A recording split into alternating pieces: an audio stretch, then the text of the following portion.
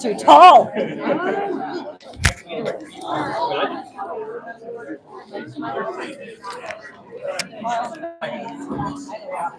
Evan, you're too tall. Stay on the carpet.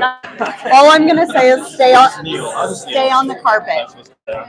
Yes, I would put it on there. Tag. Cool. Yeah, you're perfect. But it is recorded, FYI. No swears. Yes. All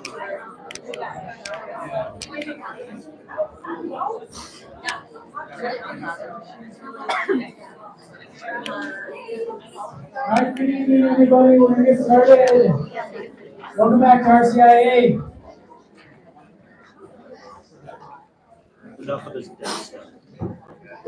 So good to see you all. We want to try, I'm always probably going to be just a little bit late, but we want to try to start on time, at least close to that time, so we can address things the way that we hope is meaningful for you and helpful. So we're going to say a prayer. As we start the year, I think I said this the first night. Everyone in this room is in a different place. If you're not in a place where you're like, I'm ready to say a prayer yet, that's totally fine. We're going to do it, but we don't need it to be kind of compulsive of like forcing you to do that at all. So we just say that, and if you're comfortable joining in, just kind of give yourself to it as best as you can. And we'll talk about prayer as we move through class. So anyway, let's start in the name of the Father, and the Son, and the Holy Spirit.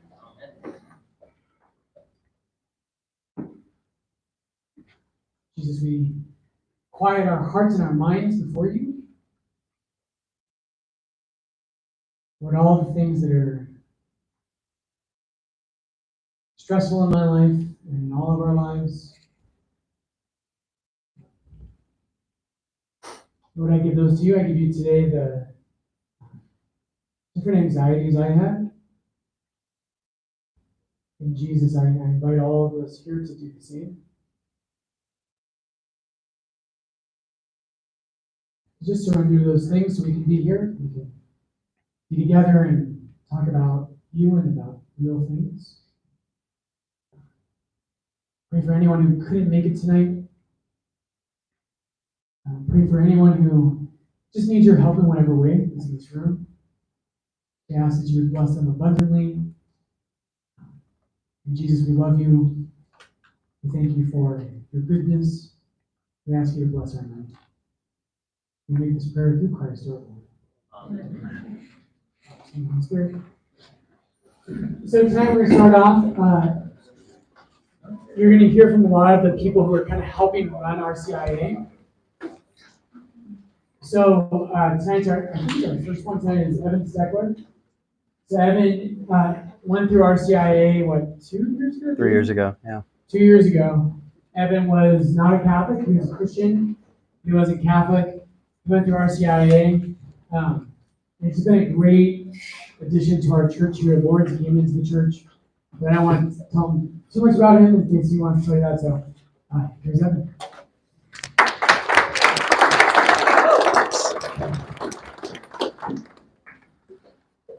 Relocate this slightly. A little redecorating here. All right, so over the course of RCIA, we're going to do, you're going to hear some testimonies, and then we're also going to share with you about some saints. So everyone's probably heard that term before. Before I get into a couple of saint stories tonight, just like a basic definition of what a saint is. Really, a saint is just someone who has been redeemed and made new by Jesus Christ, and who has died and is in heaven with God. And the whole purpose of your life is to become a saint. And so every couple weeks in class, we're going to kind of present a couple of saints to you and say, here's an example of some of the incredible ways that God works in the life of a Christian. And then this will also help lead you toward a decision you're going to have to make if you decide to become Catholic, which is to choose a confirmation saint. And so we're going to talk about actually my confirmation saint tonight. But that's a decision that would be, in the springtime. It's not imminent. You don't have to worry about it. but that is on the horizon if you decide to continue on this path. So I know you probably have like a million gajillion questions about the saints. It's always a really popular topic, especially among Protestants who are considering Catholicism. I'm confident that Father Brian will dive into this in much more detail later on, and he'll have perfect answers to all of your questions. But tonight I'm just going to tell you about two of the first saints.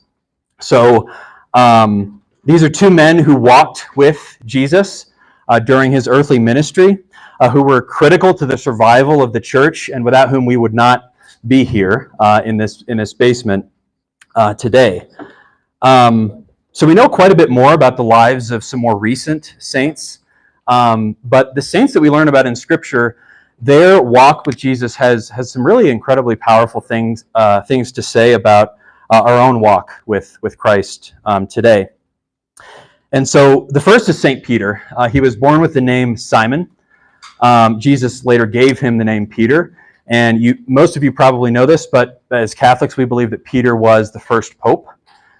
We believe that Jesus gave Peter a special authority to teach and govern the church under the guidance of the Holy Spirit. And so if you go to the Vatican website, you can actually find a list of popes that ends with Pope Francis and goes back 2,000 years all the way to St. Peter in the first century.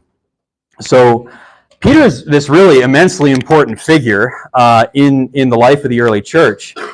But oddly enough, the characteristic about Peter that really shines through the most in Scripture is that Peter is a deeply imperfect man. Peter has these moments where he expresses tremendous faith and boldly proclaims the truth about who Jesus is, but each one of these episodes seems to be offset by another where Peter just doesn't get it. He's just lost. He seems to swing wildly back and forth between immense courage on one hand and cowardice on the other. A few examples. When Jesus appears to the disciples on the Sea of Galilee, he's walking on the water.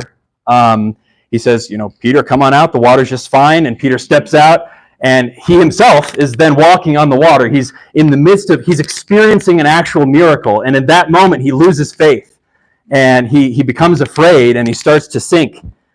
Immediately after, Jesus gives Peter his new name and says that he is the rock upon which the church is built. Jesus tells his disciples that he's going to have to die, and Peter says, no, you don't have to die. Essentially trying to tempt Jesus to avoid the cross. Hours before Jesus would be arrested and taken to his death, Peter says, look, Jesus, I'm ready to go to prison and to die for you. And Jesus, who knows Peter pretty well at this point, says, no, Peter, before the rooster crows, you will deny me 3 times. And Peter does. He denies even knowing Christ 3 times. The rooster crows, and Jesus, who is in captivity, turns and looks at Peter across the courtyard and gazes into his eyes in that moment of shame, and Peter is just distraught. So this might all seem confusing to us. We might wonder why Jesus chose such an imperfect man to lead the church. But if we're asking that question, we're forgetting the circumstances of Jesus' calling of Peter in the first place. See, before all this happened, Peter was a fisherman, and he was out on the Sea of Galilee with his companions. They'd been fishing all night with absolutely nothing to show for it, not a single fish. And they're returning to shore in the morning hours, and there's this crowd that's gathering on the shore who could all see that their boats were empty as they were pulling in. And Peter's empty boat in that moment represents a failure of his. And it was embarrassing. It was, Peter doesn't know what he's doing. He must have made a mistake. He's a bad fisherman. His empty boat represented his failure. And then Jesus, in this moment, does something that he actually desires to do in each and every one of our lives, which is he steps into Peter's boat, has him put out from shore a ways, and preaches to the crowd.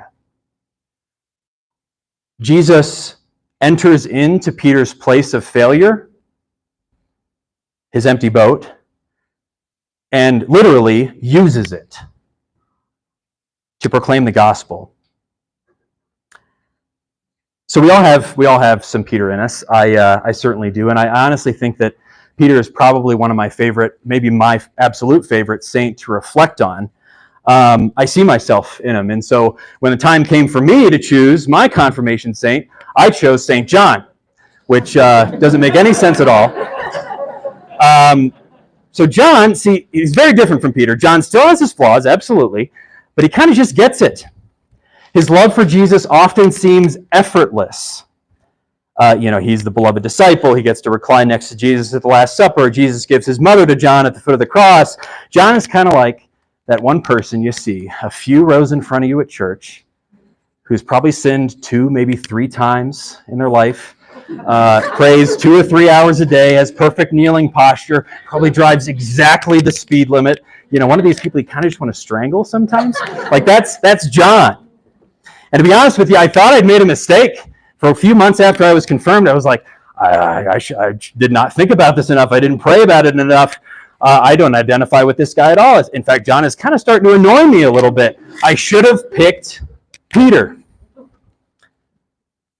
There's an oft-repeated saying that Father Brian definitely said when I was in RCIA, which is that you don't choose your confirmation saint, they choose you.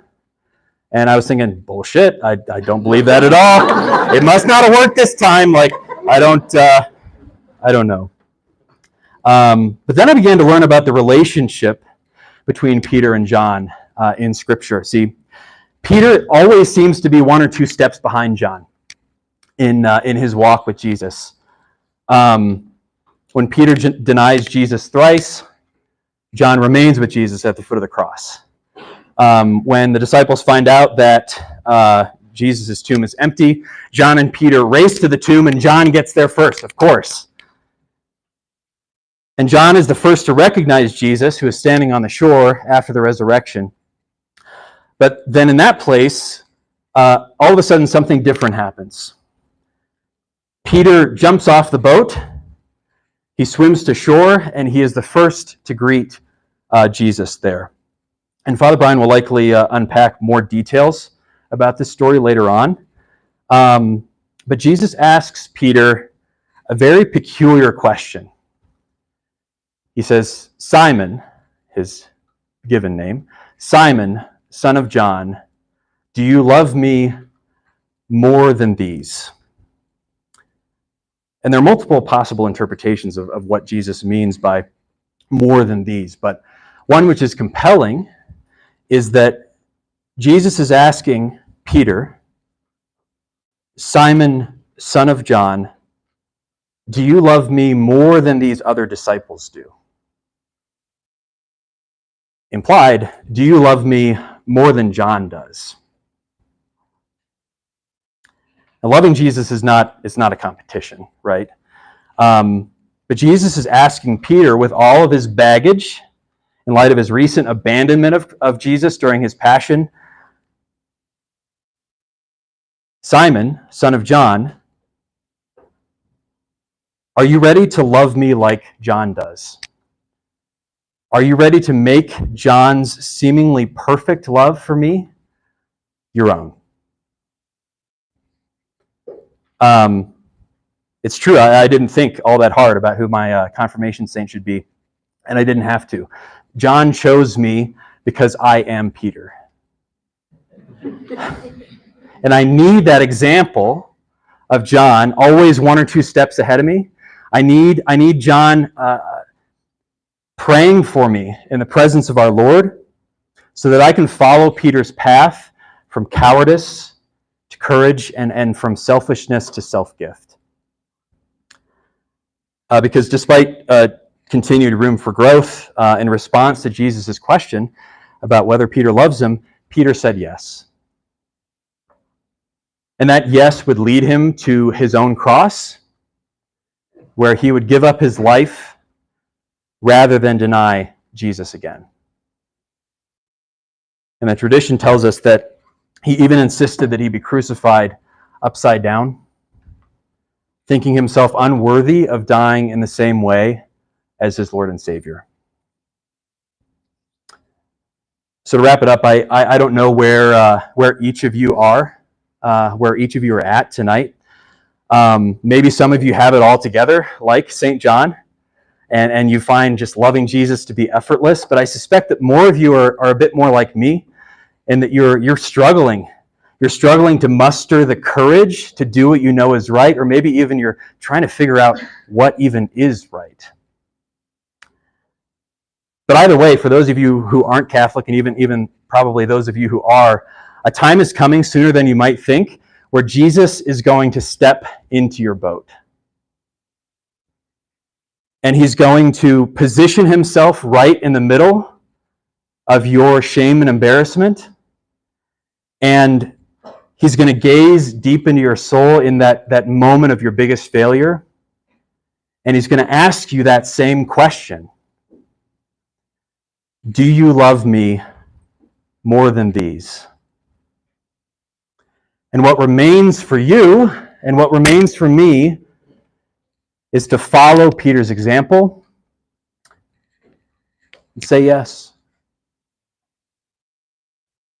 Simon, son of John, take heart. St. Peter, St. John.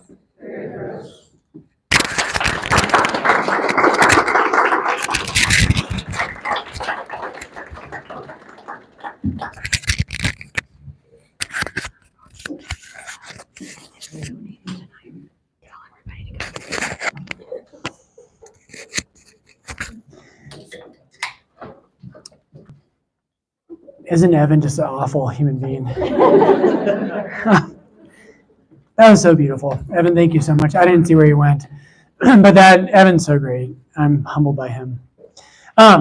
Bree just whispered to me, there are 9 boxes of pizza. If you don't take them home, you'll go to HE double hockey sticks. No, she didn't say that. But you should take some pizza. We got lots of pizza. We hope you'll eat that. And if there's some left over before the night runs out, please do. The main point of Evan's testimony, I hope you heard, is that if you doubt me, God will prove you wrong. Right? You heard Evan say, Father Brian said this, and he was thinking BS, and then God proved him wrong. Okay. That's the main point. Beautiful stuff. You're going to hear about that. You're going to hear from people. You're going to hear a lot from me this year, but I want you to hear from other people. And I want you to hear from people who have their own story, have their own way of that God spoke to them. Tonight we're going to pick up from where we left off last week. And what I want to do to start is I want to talk about 2 paintings up here that you can't quite see. But at the break, you're going to come up and see them. And after class, you can come see them. Please be careful with them. They're nice frames. Just try to not be a child. Okay. Here's the question, and tonight this is going to lead us into, I brought these paintings in tonight for a very specific reason. Many people, I'm not going to try to prove this tonight, but many great and deep thinkers in the modern world would tell you that true art is not possible unless we actually believe in something beyond ourselves. You can disagree with that point. It doesn't mean that other people aren't talented. I think in the modern world, we have tons of exceptionally talented artists. But the true art that is exceedingly beautiful can only come from people who believe. And that might be a little too strong, but I want to say something approaching that. So, we're going to dive into this, and Raphael is going to help us tonight. These 2 paintings were painted by Raphael, not the Ninja Turtle, but the actual artist. So, the question is the question of the ancient world. So, when philosophy starts before Socrates. So, in the ancient world, the ones that we all know, if you're from my generation, you know of Socrates as Socrates because of Bill and Ted's Excellent Adventure. But Socrates is the great ancient figure of philosophy, who really starts things. But before him, there are other people like Parmenides and Heraclitus. There are other philosophers.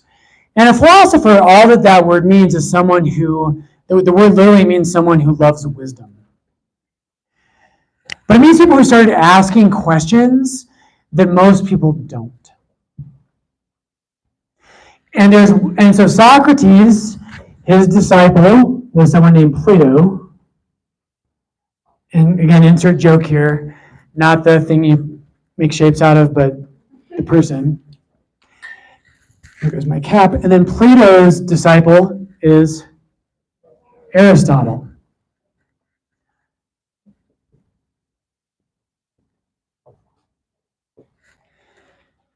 So these three men across 3 generations, they're Western civilization. If you value Western civilization, if you value modern science, if you value economics, if you value human rights, Western civilization has 2 streams that came together. This is one of them. The other one was Judaism and Christianity.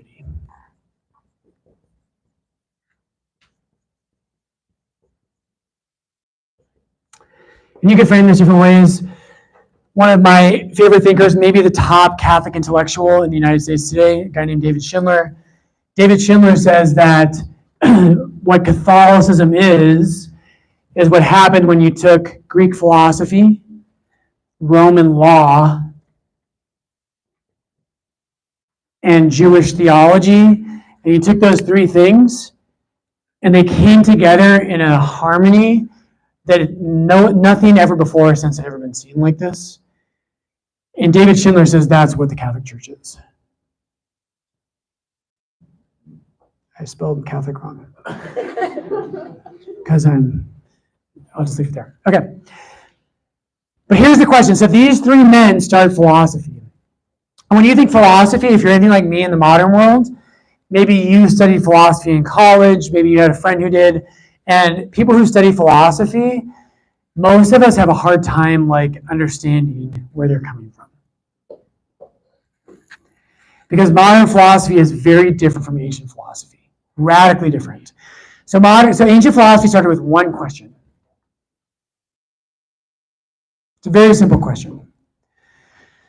But the deeper you dig into it, it's very hard to find an answer. And the question was this. This whiteboard up here is white. A bunch of you have white in your different pieces of clothing. Your tables are white. I've got one, my collar is white. And the very simple question that started philosophy was, how can I say that's white, and the tables are white, and your shirt is white, and this collar is white? Those are different things. So how can I say that how can I use the same word for all of them? And what we're going to get to here, one of the points I really want to make with this,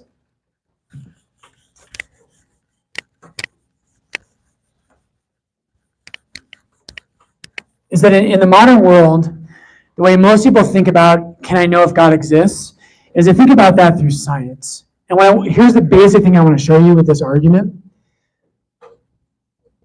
Catholics believe in science. In fact, I would argue that we believe in science in a true way more than anyone else does. But the point is this, is that science, you know that phrase that says you're sawing off the branch you're sitting on? Science rests on philosophy. I want to talk about that a little bit tonight.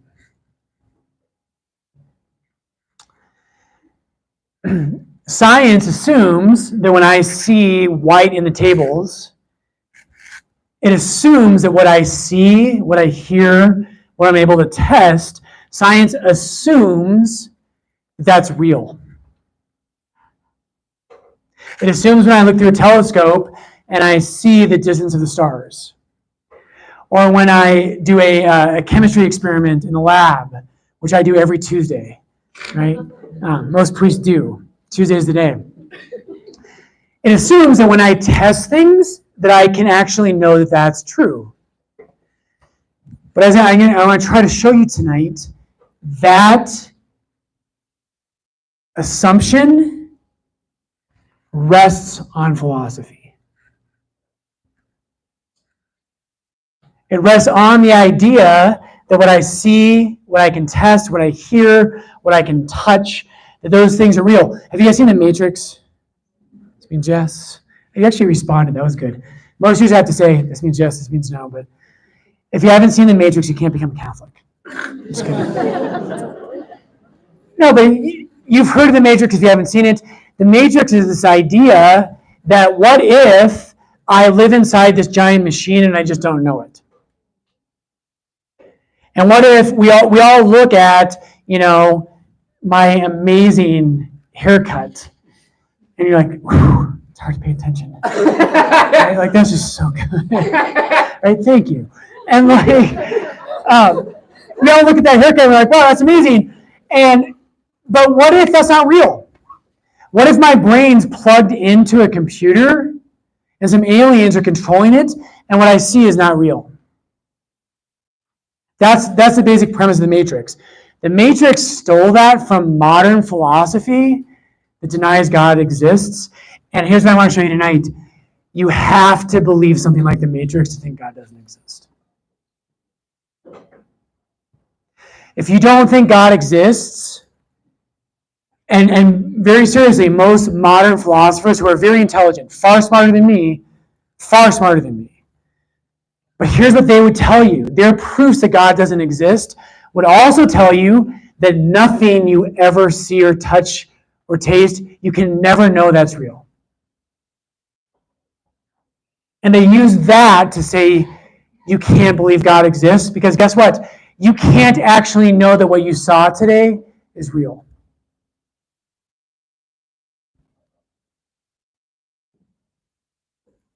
And if you want to be an atheist, you can be a consistent atheist and say, yep, I don't really know that I'm in the basement of a church.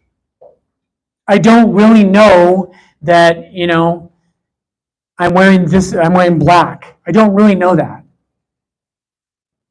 But if you really think that you can know these things, it's foolish for you to think you can know the clothes you're wearing and to think you can't know God exists.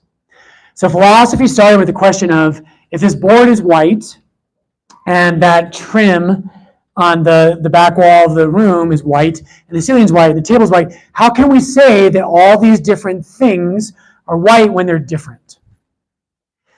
And so these two paintings are telling that story. So that story over here, this painting is called The School of Athens. And it's in the Vatican Museum. It's one of the most beautiful paintings ever made. And it's not just because Raphael was like, hey, here's a cool city scene. Raphael knew his history and he knew philosophy. What's happening in this question, in this painting, is that at the center of that painting, you're going to look at it in the break or after class ends. In the center of this painting, everyone in this painting is a philosopher. And we're in Athens. Athens is the place where philosophy begins. And in the center of the painting are Plato and Aristotle. And so look at your handout. There's two handouts. One of them I printed half as many copies of. One of them just says proofs for God's existence or something like that. Not that one. The one that has today's date on it. It says OCIA 25th of September 2024. So this is a dense quote. We're going to unpack it. I'm going to explain what it means by this. We're going to talk about the color white. How can we talk about things that are white and use the word for different things? The view that universals, we'll come back to this, the view that universals, numbers, and or propositions exist objectively, apart from the human mind and distinct from any material or physical features of the world, is called realism. There's three options here. We're going to talk about them.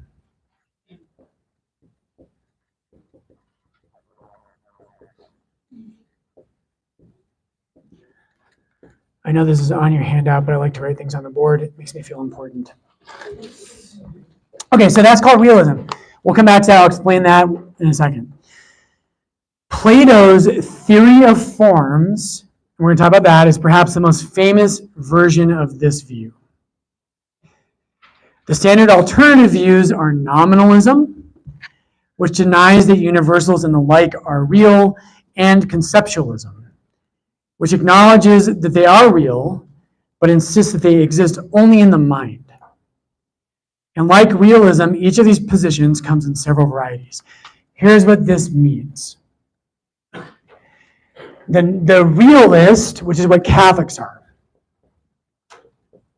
and not just Catholics, but if you believe in science, you are a realist. If you don't believe in science, or if you want to deny science, you must embrace these two. One of the two. Or you are living a contradiction. And here's what it means. So it says universals, numbers, and what's the other word he uses? Propositions. So a proposition would be if I say this board is a rectangle.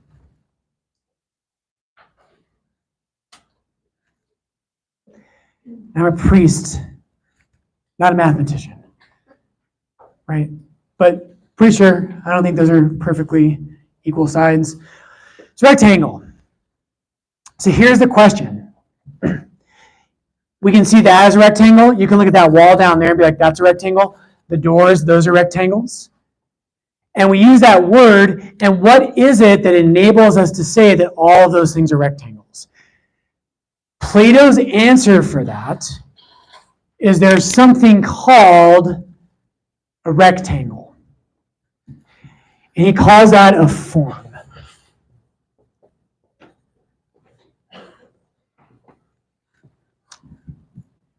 So I don't want to go too deep into this because some of you are like, oh my gosh, I didn't know I was going back to college. But I want to give this its due attention because this matters. All, not some, all of modern science is based on something like this. Forms, brothers and sisters, are not dependent on physical objects. So imagine this. Imagine if tomorrow, and I know you think about this all the time, tomorrow, all of the universe is destroyed.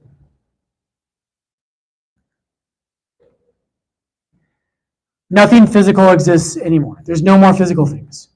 It all blows up. Would a plane, right, a surface, would a plane with four sides, I'm going to get this wrong because I'm going to say it wrong, but with two of the sides unequal to the other two that forms a closed plane, still be a rectangle? Yeah. Thank you. You're a realist. And I'm serious. You're a realist if you say yes to that. So a nominalist, what nominalism means is there is no rectangle. A nominalist says, that's not a rectangle, that's not a rectangle, there are no rectangles. It's just that life is weird and complex, and the human mind makes things up to make sense of the world. But there's no such thing as a rectangle. Modern atheism is more complex than this. Modern atheism begins with that idea.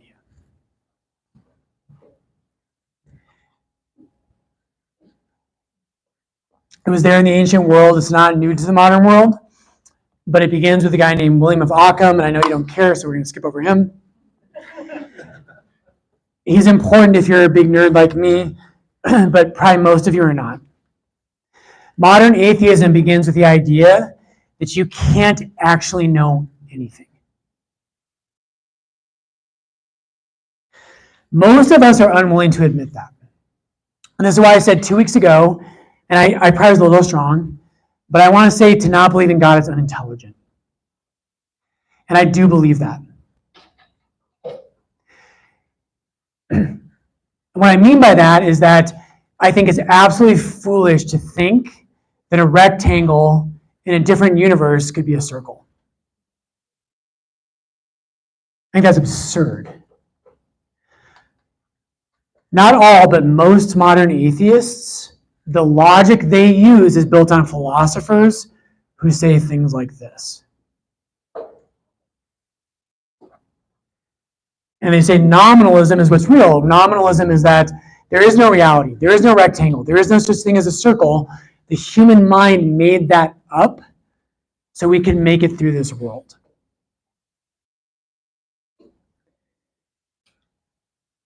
That's nominalism. One more example of this, and this quote names it. Another example of a form are numbers.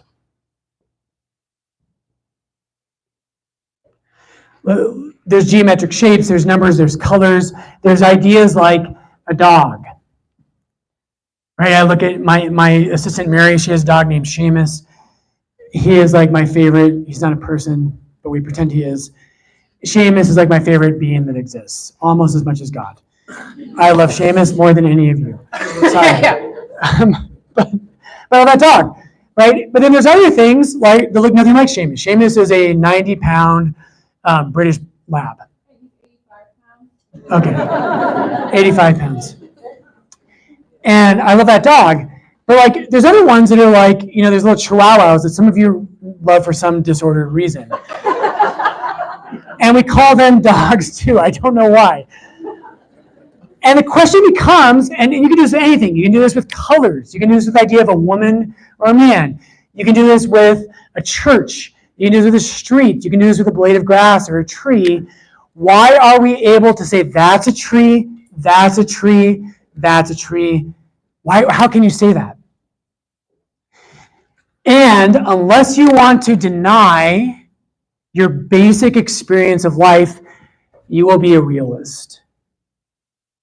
And what a realist says is that there is such a thing as treeness. Let's go back to the color white because it's easier for our minds to wrap our minds around this. It's easier for our minds to wrap our minds around this.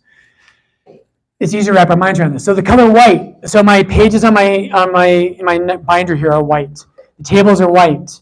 My collar, the little plastic tab here is white. And we can say that this is white, that's white, that's white. Why? And the realist says because there's something called whiteness, and I don't mean in the DEI sense. Right? Sorry, tonight's not comedy hour. But I love OCIA, so here we go. We can define any of the colors. We can say redness, right? And if you say, that's red, that's red, that's red, but they're slightly different, and they're in different things. How can we say that unless there's something called redness? How can you say there's 4 tables over here. There's 4 pews upstairs. There's 4 people. There's 4 whatever. Name anything that's 4. They're all different. And I know for most of you, you're like, I've never really thought about this, but this seems like common sense. Thank God if it feels like common sense. Thank God. And literally thank God, because if you believe this, you will believe in God. If you want to say, I can say there are 4 tables, and there are 4 pews, there are 4 cars, there are 4 children. Father Brian has 4 hairs left on his head. Whatever it is, 4 is a universal. And what it means is that tomorrow, if the universe is destroyed, if there was nothing physical that existed anymore, if you ask the question, if a new universe came into being somehow, would 4 still be 4? Not the word, but the concept. Would 4 still be 4? Of course 4 would still be 4. And what that means is that there are things that exist that are not physical. And this is why Plato in this painting over here, Plato believed in the forms. And I don't want to get too deep in this. Plato's pointing up at the heavens because he believed the forms kind of existed out there in the heavens. The forms, there's 4. So we see 4 here and there and there and everywhere. But really, the true essence of four is somewhere out there in what he called the form. Plato is still relevant today because if you deny something like that, you're going to end up saying very stupid things. I'm very serious about that.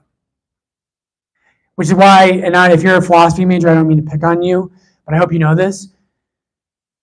Modern philosophers ended up saying things like that.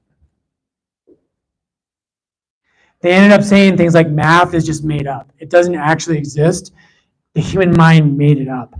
No one believes that, but no one also knows that that same foundation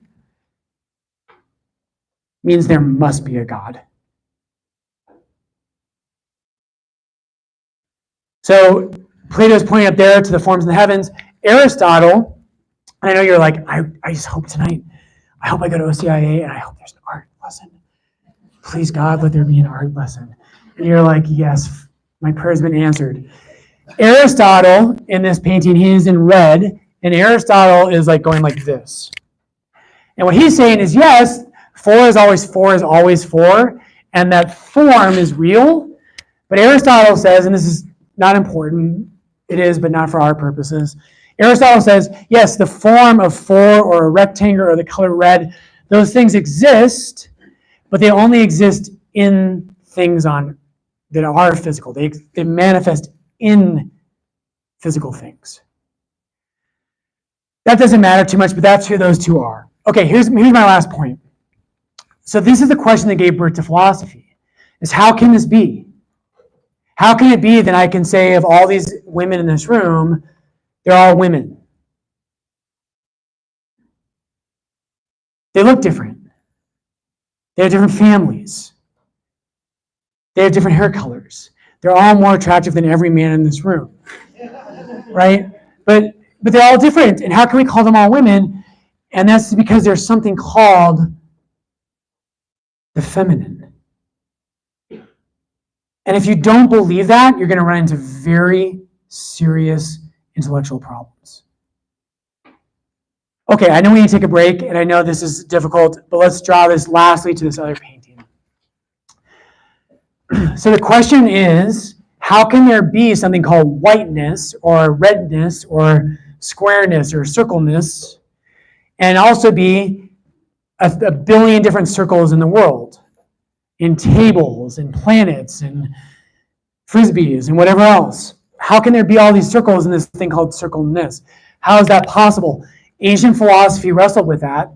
And so I love this. When you go to the Vatican museums, and someday you have to go to the Vatican museums, because the modern world tells us that Christians and people who believe in God were just kind of well-intentioned dullards who didn't know much about life. BS. BS. When you go to the Vatican museums, Raphael knew his philosophy and he knew his history. These two paintings face each other in the Vatican museums. They're giant, they're enormous. You walk in, and on one side you'll see the School of Athens. And Plato and Aristotle are debating about how can there be circleness up in the heavens and there be a billion different circles in physical existence. How is that possible? How can there be the idea that there's such a thing as a woman and there are, millions and billions of women across the world in time and space? How can that be? And they're debating. And all the philosophers around them are debating this question. And the answer is on the other side of the hallway.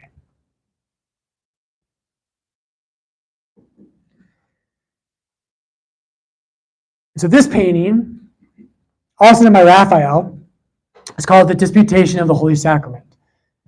And I know we haven't talked about sacraments. It's okay if you don't even know what that word means. We're going to get there eventually. But here's the question. How do we make sense of this world? Can we trust that what we see is real? Can I actually know anything? Does my heart and my mind, do these things touch things that are real? Or is it all just an illusion and a wicked, cruel game? Raphael painted this to answer that question.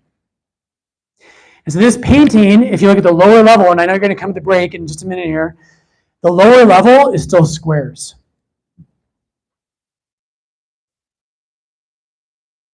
And for Raphael, what he's trying to tell us is that human life, there's a bunch of straight edges. And it's hard for us to make sense of how these things come together. But as you go up the painting, the square resolves into a circle. And at the center of the painting is what we as Catholics believe is the true presence of Jesus Christ in the Eucharist, where we believe the bread at Mass becomes his flesh and blood. That's way too much for tonight, but here's the point I want you to get about this, is that what we believe about God as Catholics is that these universals. So if I say, so another universal would be like beauty. And I say, wow, like that sunset was so beautiful.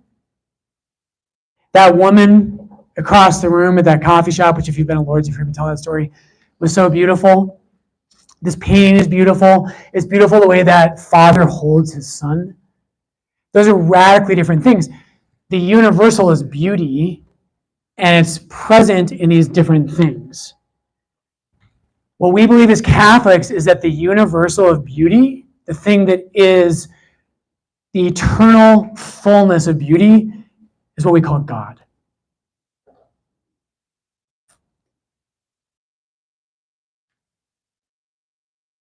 The concept of truth, when you say this is true and that's true, and it's true that Father Brian's still rambling on and whatever else it might be, you say that's true, that's true, that's true. But how do I know all these different things are true unless there's something called truth?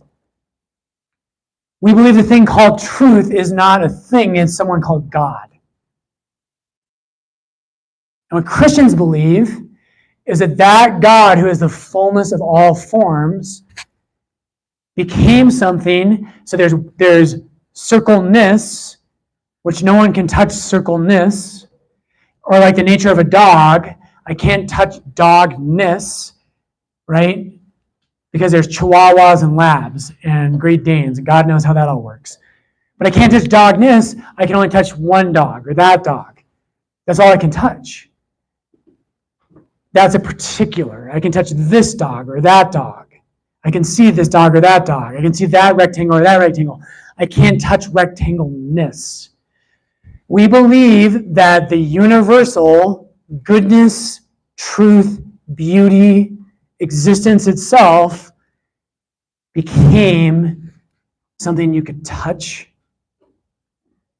and see and listen to in one place. And at the center of this painting is the Eucharist, what we believe is the body and blood of Jesus Christ. And it's at the place where the particular, right, all the different circles and the tables, that's earthly, go up into the form of circleness. And right in the middle is Jesus. And he bridges that gap. And so in other words, Raphael, and if you're like, this is way over my head, I have no idea what you're talking about, don't worry, just keep going. We'll come back to it at some point. That painting answers that one.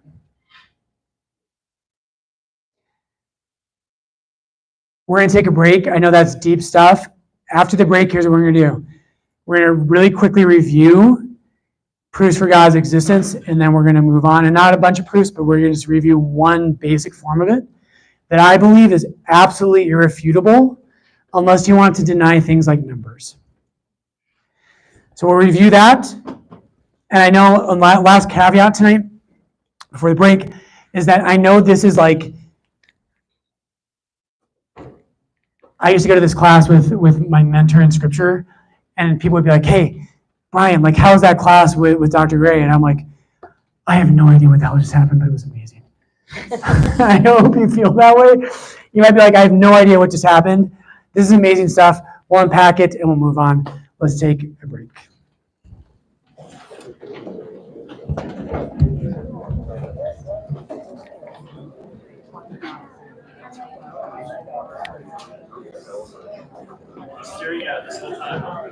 Oh, there it is. Great, thanks, Brett. the questions tonight? I think we're gonna skip them because we had. I was just gonna take them back if we're gonna. Right.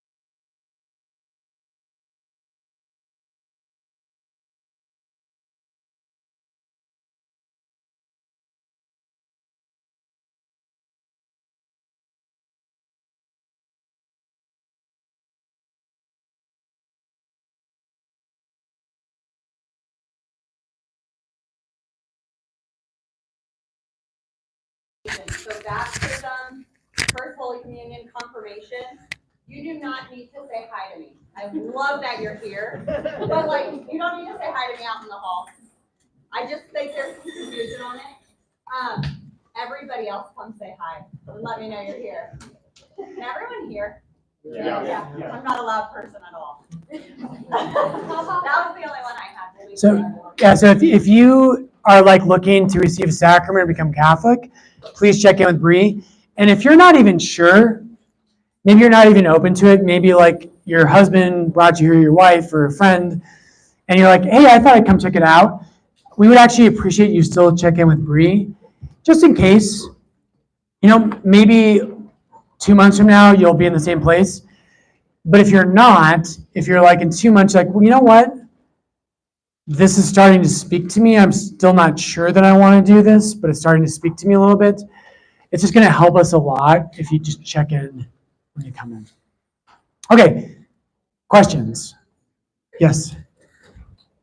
This is just something I've been thinking about a lot lately, and maybe something we can talk more about outside of class, but why do you think, or the Catholic Church think, that modern philosophy, a lot of the education currently in universities, postmodern worldview, it's more of the nominalism, conceptualism angle versus the realism? It's a super easy question. Yeah. Yeah. Well, it's complex. So let me repeat the question. So what's your name? Tyler. Tyler, thank you. That's an awesome question. So Tyler, correct me if I'm wrong, but what Tyler asked is, in modern education, why does so much modern education embrace more of, I erased the names, but nominalism and conceptualism versus realism? Why is that the case? And it's complex. Do you want to answer that? Okay, we're secular. I would actually argue that us being secular as a nation arose from something before that, in the Enlightenment. And so I don't want to go, we should talk about this, both of you guys. Yeah. I love this topic. But why do we do that? So here's the 30-second answer, and we should get together and have a cup of coffee or a bourbon or whatever you guys drink, and we'll talk about this. The modern world despaired, and there's a long history to this, but it despaired that we could actually know what's good for a human being. And this goes back to the Reformation in the 16th century and the following centuries. But basically, what happened was all of education and history believed, yeah, we should treat people, we should teach them how to be able to do things in life. Go be a blacksmith. Go be a priest. That's all I can think of right now. Whatever it is, you could train that, but we always believed education was about something more than that. We believe that education was about what does it mean to live a full human life. And following the Reformation, which starts in 1517, and then going all the way to the end of like the 18th century, let's say, and really into the 19th, you'll see this a lot over the year. I like to write things on the board, which I don't have to, but I do it anyways. Anyway, what happened is we despaired that we could agree about what it means to be a good human being.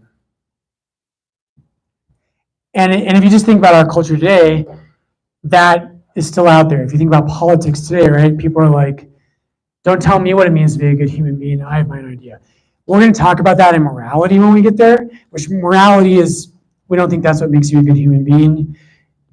But basic ideas like teaching young men and young women to be truthful, to be just. The virtue of justice means that I treat other people as they deserve to be treated.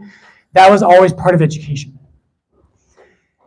We gave up on that because long history, but again, I'll try to wrap this up in the next 20 seconds. Protestants and Catholics fought for 100 years. They both did terrible things, and everybody got sick of it. Catholics killed Protestants, Protestants killed Catholics. It was ugly.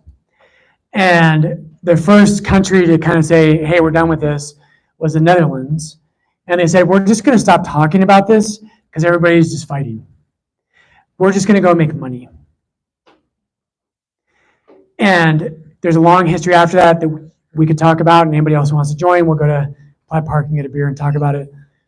But I'm not against making money. That's why I became a priest. But I'm actually really not. I'm not against making money. There's nothing wrong with that at all. But education always meant something more. But in many ways, because of the failures of Christians, the world abandoned education that said, we can teach more than that. And if you want a book on that, the great book on this is by Christopher Dawson. It's called The Crisis of Western Education. Magnificent book. Okay, that was way too long of an answer. More questions? Yes, Doug. How would a realist account for like languages in the sense that there might be a word or a form that exists in another language? Like Great. if I go to an island and no one's wearing clothes, it's a tribe, I say this is the form of a shirt. How does a realist account for something like that? Yeah, so language theory is very complex, but the basics, without getting too deep into modern linguistic philosophy, and people like Ludwig Wittgenstein, I never say that right. The basic idea behind language actually reinforces realism, right? So like, you can have a tree. I was going to draw one, but I won't because it'll be embarrassing. But you can have different words for that reality, but there's actually a thing called a tree. And so you might have something in a language, let's say you don't have something like that. You go to a place where, let's say, I don't know, there's some kind of modern technology and you encounter a part of the world where they don't have that technology yet. They don't have a word for that. But the concept is something that's capable of transcending language. And that reinforces that this is not just a made-up thing, but actually, like, language reinforces the idea that there must be something real. So, for instance, an easy example for me, because I want you all to be Catholic, as obvious from this, and I'm purely objective and I would not bias at all. But in the ancient world, there was no word for things like hospitals or orphanages, because they didn't exist. And as Christianity spread, Christians are the ones who gave those things to the world. And those words had to be invented in different languages. But the point is that that can only make sense if, like, French didn't exist in that time, but let's just pretend. French and German and English. I'm just going to abbreviate here. And you have, up here you have an orphanage.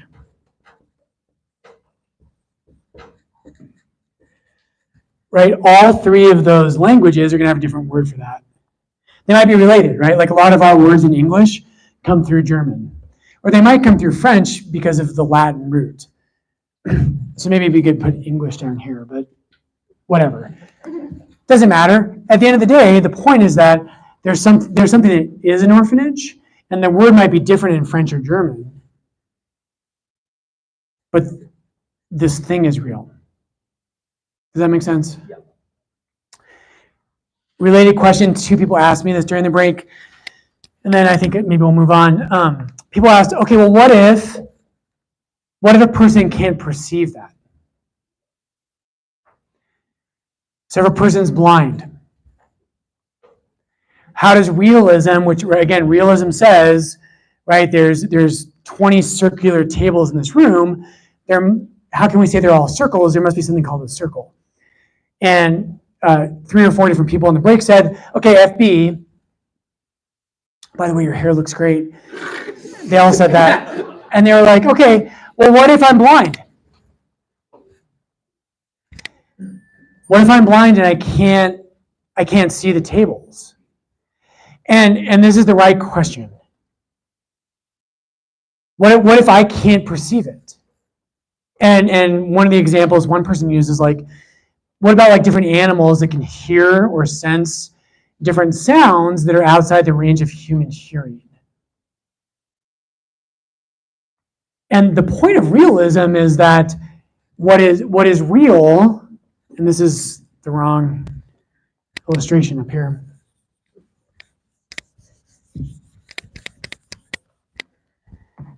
is that there are objects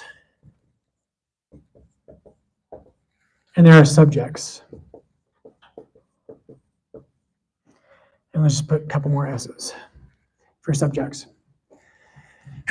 And the point is that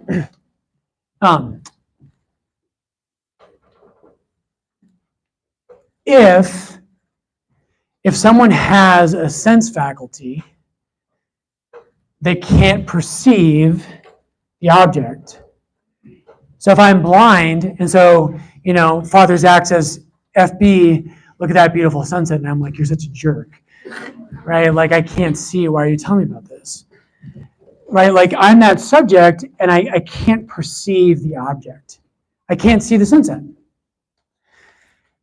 And here's the point, and I know this is deep stuff for most of us.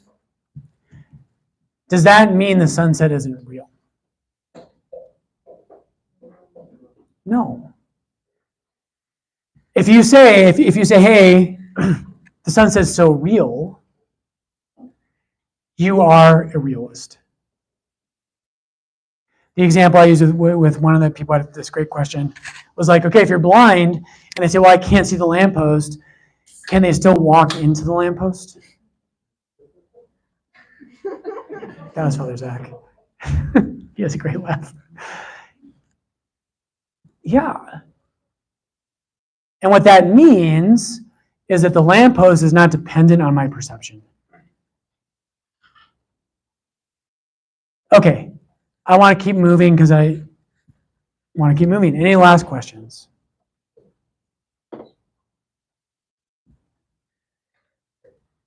Okay, let's keep moving. So, why does this relate to God's existence? I'm going to do this faster than last time. There are two handouts tonight. So, one of them has today's date. It says it's 25th of September, 2024. The other one, many of you probably don't have. It says Aristotle's Argument from Change. I printed half as many of that because I'm guessing that most of you actually don't want to read that. So Aristotle's Argument from Change is more famously known as the unmoved mover. And I'm not going to go through that tonight because we're going to just briefly review last week's argument, which is incredibly similar. But I printed that out and basically all I did. If you're someone who's like, hey, FB, this is really important to me, and like, I need to know this. Again, this book, I brought it last week. It's called 5 Proofs of the Existence of God by Ed Feser, brilliant philosopher. You can't believe in basically anything you think you believe in unless you believe in this stuff. And this guy puts his money where his mouth is. So if that's you, I encourage you, come look at this book and make sure you get one of those sheets. This is all taken from him. But here's, again, one more time, just very briefly, and then we're going to move on. How do we know God exists? There are certain first principles that you cannot prove. You cannot prove them, you can only assume them. So I'm going to just give 2 examples. There are many more. There are 2 first principles. I'm going to, again, use these examples. One is called non-contradiction.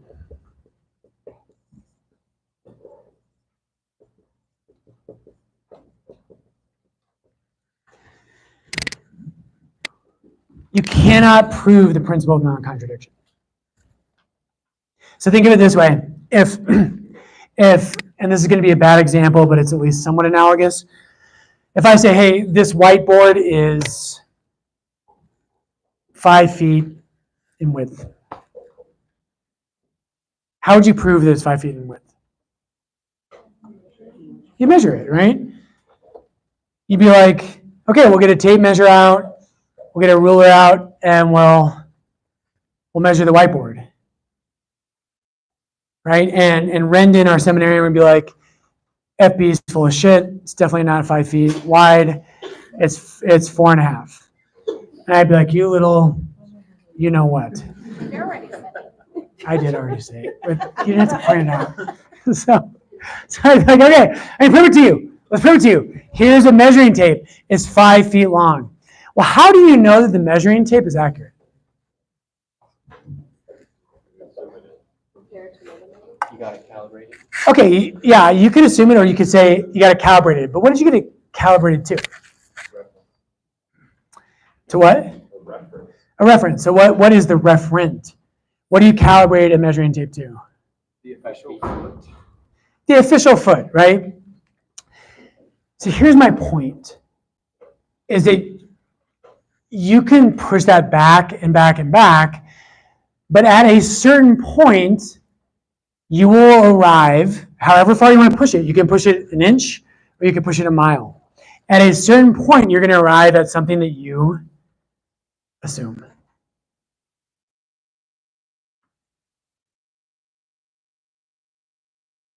You have to. And so what happens is you you measure the board and you say, okay, it's Father Brian's always right, so it's 5 feet. So the principle of non-contradiction says this.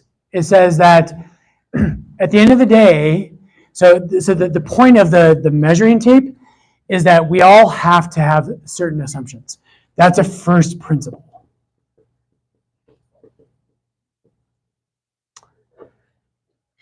A first principle is not something that you prove, it's something you assume.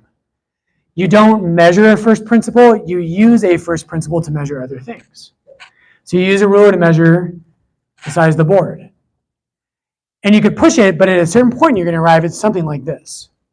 Okay, so the principle of non-contradiction is a first principle. You can't prove first principles. All you can do is either accept them or reject them. The principle of non-contradiction says this. It says something cannot both be something and not be something at the same time, in the same manner, in the same place.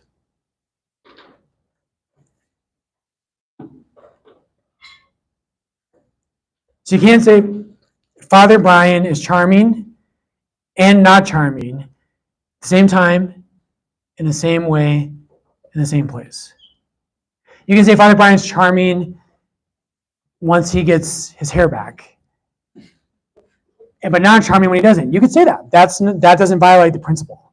But if you say, hey, this board is 5 feet wide, and it's also not 5 feet wide, I can't prove that to you. You can only assume it. That's a first principle. So that's one. The second one is sufficient reason.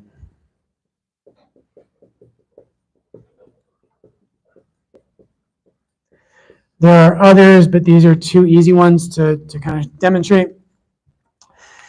So sufficient reason is the basis. Again, sufficient reason is one of the first principles of all of modern science and all of knowledge.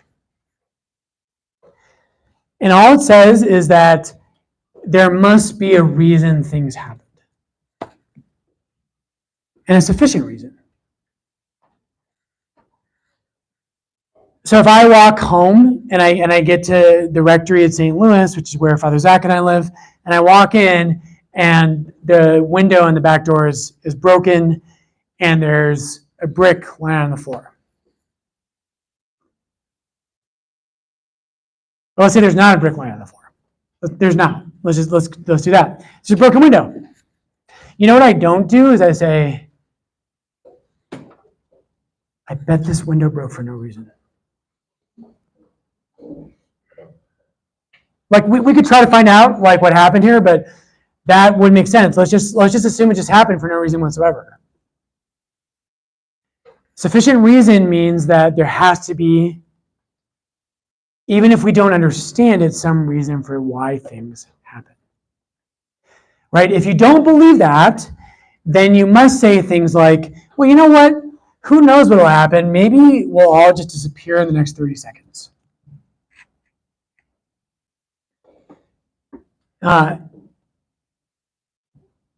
invent whatever your kind of idea is. If you don't believe in sufficient reason, this world cannot make sense. All of science is based on this, right? In science, what everyone does is they say, hey, we observed this happened. Why does that happen? There must be a reason. There must be a reason. If you deny this, you cannot believe in logic. You cannot believe in your day-to-day experience. You cannot believe in science. Can't do it. Okay, so I know we're tired of this topic, so I'm almost done. If you believe in the principle of sufficient reason, I would argue yes. So in our train example, we said it wouldn't make sense for the train to be infinitely long. Yep. Likewise, doesn't there have to be something that doesn't have a reason? That just Great. So in the train example, where there's a train that's infinitely long, wouldn't there have to be something that doesn't have a reason? Is that how you said it? Can you repeat the question? I'm trying to, but I got it wrong. But yes, we will. Thank you. Yes. Here, well, I'm just going to hand you the microphone. My question was, last time you said that the train being infinitely long would give it a reason to move. So likewise, if everything has a reason, that's like another infinite train thing. Wouldn't there have to be something that doesn't have a reason? That's just like the first thing. Perfect. Yes. Okay, we're moving on to our next topic. No, that's exactly the right question. That is the perfect question. So the principle of sufficient reason, all it says, so the train example, so if there are boxcars, right, moving across a room, and this is the common question people have, and it's a great question, is like, okay, so Father Brian, what you're saying is like, hey, this boxcar, if it's moving, there's got to be something moving it. And that can't go on forever, right? And the other example is if there is a chain holding a chandelier down into this room, and we can't see the top, we know that chain can't go on forever. Because if it went on forever, the chandelier would be where? Be on the ground. Exactly. It would be on the ground because a chain doesn't have the power to float in air. So here's the answer to your question. The answer to your question is not that everything is uncaused, is that when there is something that does not, and here's the two words I would use. There's a linear chain and there's a hierarchical. And I probably misspelled that, but deal with it.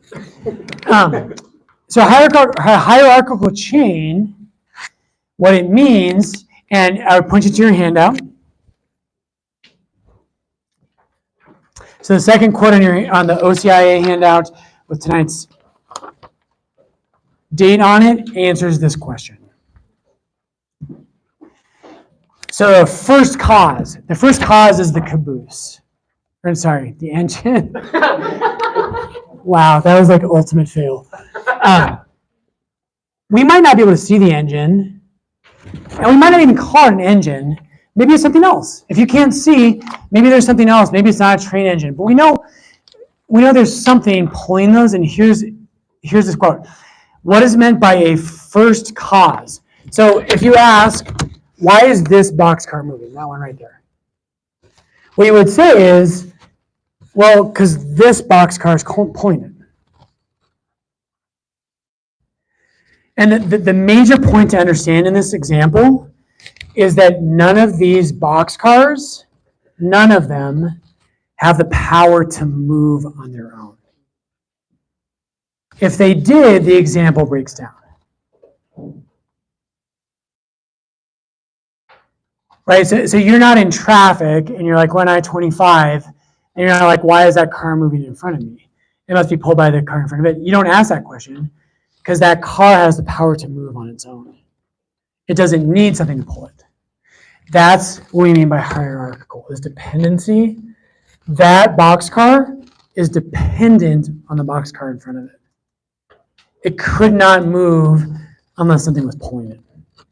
And if that's true, if it must be pulled, and if this one must be pulled and that one, there must be one that doesn't have something pulling it. So let's read this quote. What is meant by a first cause in this context is not merely the cause that comes before the second, third, fourth, and so on, right? So here's Ed Feser's point. It's not just like, hey, the first cause is there's all these boxcars, and if you keep going, like, we get to one that's the same as every other one. That's not the point. Does not mean that. Or the one which happens to be at the head of the queue. Rather, a first cause is one having, and this is the key, underived or primary causal power, in contrast to those which have their causal power only in a derivative or secondary way. So again, I know this is heavy stuff. We're almost done. This third boxcar can only pull this boxcar, not because it has the power to move, but because it's already being pulled.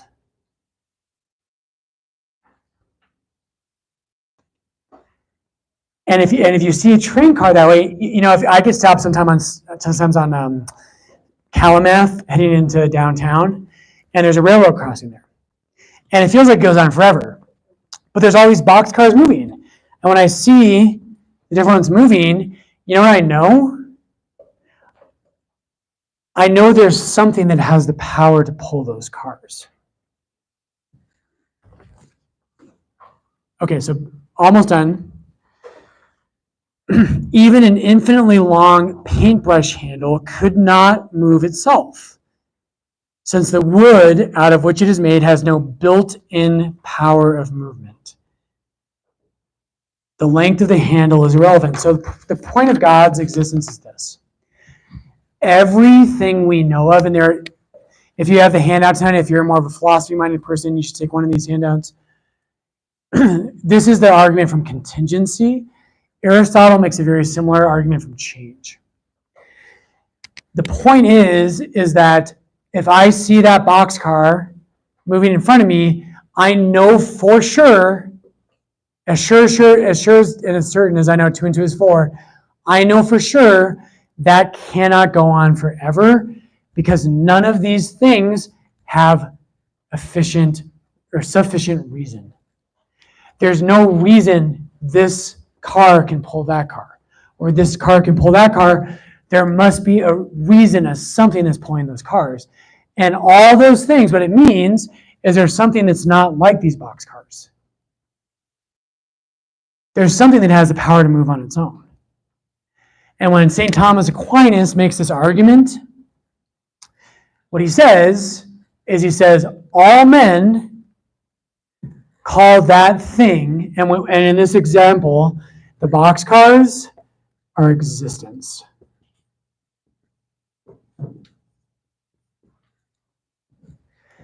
Everything we know of to exist right now requires something else to explain its existence. Everything. This is irrefutable science. Everything that exists cannot explain why it exists. It requires something else to explain its existence. It's like a boxcar that's being pulled by something else. And Aquinas' point is that that can't go on forever. And he says, when you get to the engine, or maybe it's not an engine, maybe it looks way different than you thought it was, but something's moving those cars. And Aquinas says, all human beings call that thing God. Yes? So in this analogy, say all these boxcars are moving, creating the contingency of existence, also known as, say, God. Does that serve as just a proof of God or the functionality? It's a proof of God. Say, like in how he, say, in how he interacts with said existence throughout time. Yeah, so it does play on how God interacts with things that are existing in time and space. But the simple point is that if you believe in sufficient reason, which again, you can't prove sufficient reason, but if you don't believe in sufficient reason, you cannot make sense of the world. And certain modern philosophers have tried to deny this, and they end up saying absurd things. So what this proof is trying to say is that if you believe there must be a reason for things, not like a meaning of like, I love you, but a meaning of like, there are not random kangaroos popping into this room for no reason. But like actually like we can, the universe makes sense. We can trace why things are the way they are. If you think that, you believe in sufficient reason. And so if you use that principle, you will believe in God if you follow it to its logical consequence. So one example of a disproof of this. So Stephen Hawking, you all know who that is? So Stephen Hawking, famous atheist, brilliant, far more intelligent than I will ever be. Brilliant physicist. Stephen Hawking was on Larry King Live with a Catholic priest who is an astrophysicist and had a doctorate in astrophysics and philosophy. His name's, what is his name? Spitzer, thank you. Father Robert Spitzer, who is the president of Gonzaga University. And if you want a book on this, I would recommend the book I brought last week called The Return of the God Hypothesis. Stephen Meyer talks about this quite a bit. But anyway, Stephen Hawking said, hey, you know what? You don't believe in God. You don't have to believe in this. You don't have to believe in sufficient reason. He says universes can pop in and out of existence for no reason whatsoever. And most of us who believe in God laugh at that because we're like, okay, we're the crazy ones. Like, I'm crazy because I think like the world has incredible fine tuning. Everything makes sense. I have a conscience. I have a heart. Science lines up unbelievably perfectly well. Math works. There is such a thing as a square, et cetera, et cetera, et cetera. And Stephen Hawking is like, well, you know what? Universes could probably just pop into existence for no reason. Right. And so he's debating on Larry King Live with Father Robert Spitzer. And this is the key line. Stephen Hawking said, universes could pop into existence under certain conditions dictated by physics. And it's one of my favorite moments ever. And I know tonight you're like, oh my gosh, what in the hell are we talking about? Father Robert Spitzer said, certain conditions dictated by physics is not nothing. It's a boxcar in the train. Something cannot come from nothing. And if you believe something can come from nothing, I will respect you, but we can't have a real conversation because nothing will make sense. So, one more, but then we got to move. Okay, so I really understand why there has to be an engine. Why couldn't there be two engines or three engines? Great. So why couldn't there be one engine or two engines? So we're going to take that offline, but basically it has to do with deep philosophy about how we came to monotheism, which was not primarily just a Jewish or Christian thing. It was something the great thinkers came to outside of Judaism and Christianity, which is basically like, if there is a universal, if there is this thing called whiteness, if there is redness, if there is truth, if there is goodness, if there is beauty, and other things that exist inside things that exist, there can't be two different things called truth. There cannot be four things called beauty. They can only exist in the form of that one. We can talk more about that. Okay, I can't resist a question. One more. So, in deciding, believing like there's a core, there's a nucleus, there's sufficient reason, and things like we remain to be logical, rational humans, like God is a logical, rational God, He loves order. Like that all makes sense, but like I think what like they're kind of getting at is believing that God is God, the Trinity, not like God, the duality or whatever, another God. Is that where our faith comes into play, or can it always be rationed out? Great question. So, did you all hear that? That was not convincing. Yeah. Okay, for the people online, for our huge television audience. What about, so maybe we can know through rationality that there has to be a God. But what about which God is that? Or what if there are 2 gods or 3 gods or 20, right? Like, can you reason to that? So there's a both and to this. So pagans who are not Christians or Jews, and right now I'm thinking of someone named Plotinus, who is one of the greatest minds in all of history. Plotinus and other people like him came to a place where they were like, there can only be one God. But this leads very naturally, and it's a perfect question, perfect setup for our next topic, which is the human mind is not the measure of all things. So we use that image tonight. We're going to talk about a lot of OCIA, and we literally, if you're like, oh my gosh, I need a bourbon or a tequila, we literally just crossed the hardest intellectual subject of the whole class. Give yourselves a round of applause. You're so awake, most of you. We just crossed the hardest intellectual part of the whole class. We're going to move to things that are much more relatable and understandable from here on out. But here's the answer to that. So you can reason to there being one God. You can do that, and I think very strongly. We're going to talk about the Trinity, but we're going to start to talk starting tonight, probably actually next week, about why should you believe in Jesus? And what I will tell you is that the Christian God and the Jewish God is not something I can prove to you in the empirical sense. So I erased it probably 45 minutes ago. Science rests on philosophy. So what most people want in RCIA is they want Father Brian. I can't hold the microphone this way, it's really hard. Father Brian, and then they cross their arms and like, prove it to me. And here's what I'm going to do over the next couple of classes. We're moving to after tonight, we're moving to a new section in class.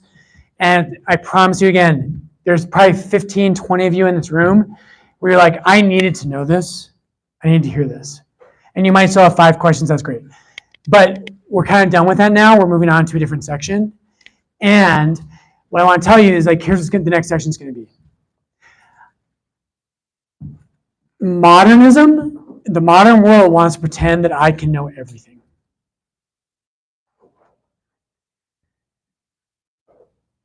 And with Christianity, and we'll get to this, what we're going to do is this. So in the Gospel of John, if you don't know what a gospel is, there are 4 gospels. The gospels are the stories of the life of Jesus. And the gospels don't pretend to be modern science. The gospels don't pretend to say, hey, you know what, I'm going to prove it to you like the way I can prove a mathematical equation. In John's gospel, here's what happens. And this is very similar to what we're going to do in RCIA.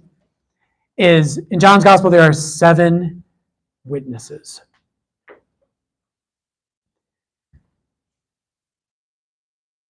And so I will never tell you with Jesus that by your own mind, everything makes perfect sense. I will not pretend that that's the case. The Catholic Church doesn't believe that. What the Catholic Church believes is that, like in a court case, if you're on a jury, there's evidence.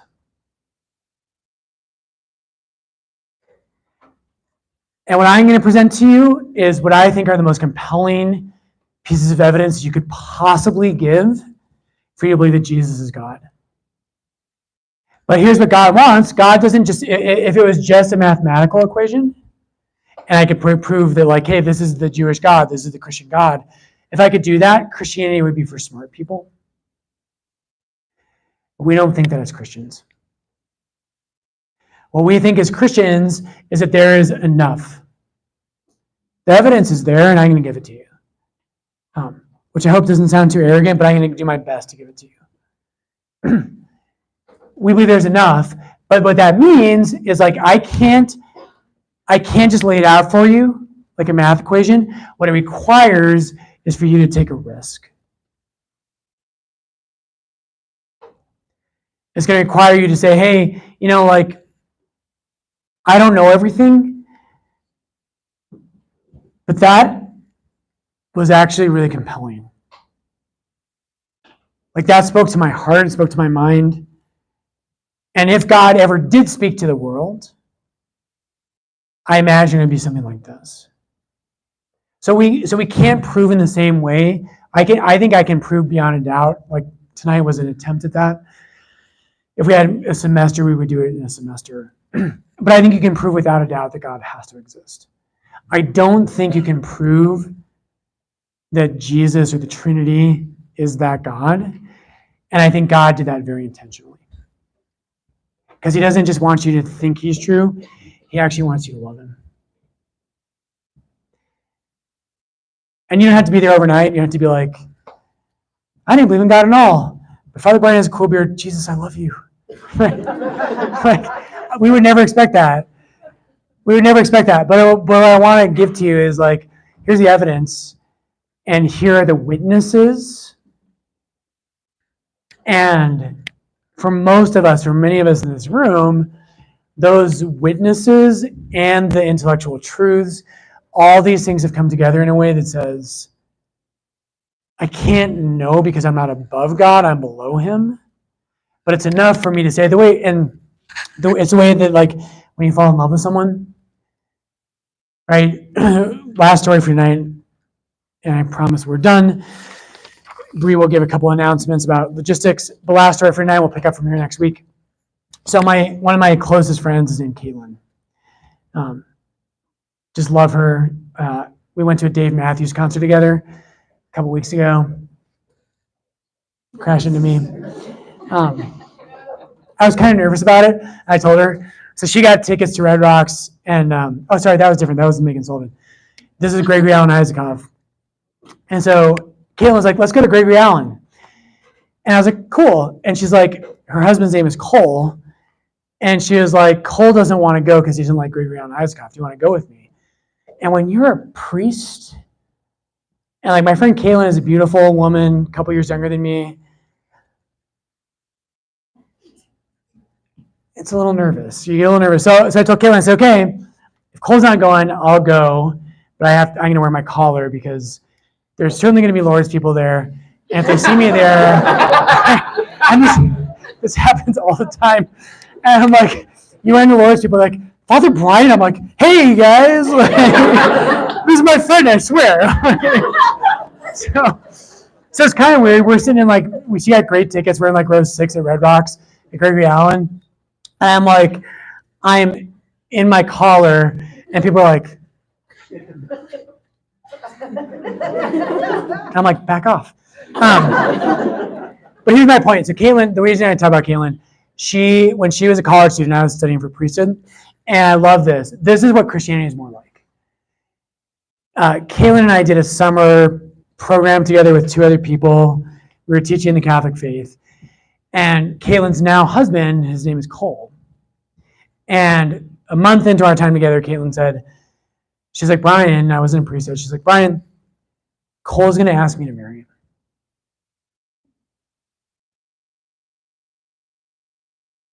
How do I know what to do? And Caitlin was this gorgeous girl, and when you're going to be a priest, sometimes you're on fire for your vocation, but I was like, this guy's probably a total jerk, a total loser. Praise God he wasn't. He's a wonderful man. But we had a lot of discussion about that, and it made me think a lot. And so Christianity is something like this. I can't prove to Caitlin who she should marry. Can't do it. I didn't even know Cole. But that doesn't mean it's also purely like just throwing darts with a blindfold. there are certain things in life where like you can know with your mind, you can measure it, your mind is greater than that thing, and your mind can know it.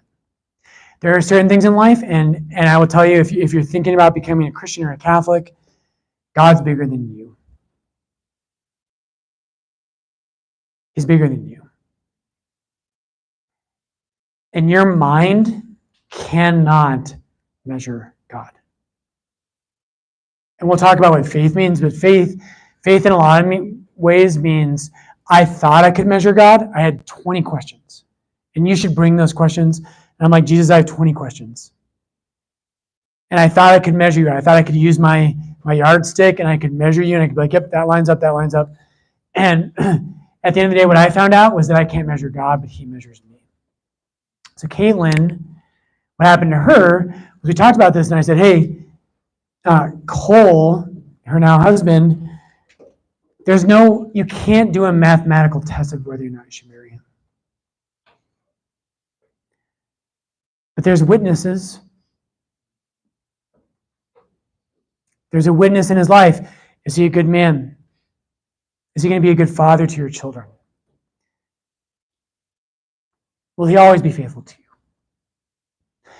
When you walk into a room with him, does your heart kind of go a little faster? You still have to make a decision. It's not a math equation. Christianity, we'll talk more about this, but it's something like that. I would never tell one of my teens, hey, if a guy asks you out, just tell him you're marrying him. Right? Like I would never say that. I would say he needs to be the right guy. But if they say, hey, Father Brian, prove to me that this guy's the right guy, I can't prove that.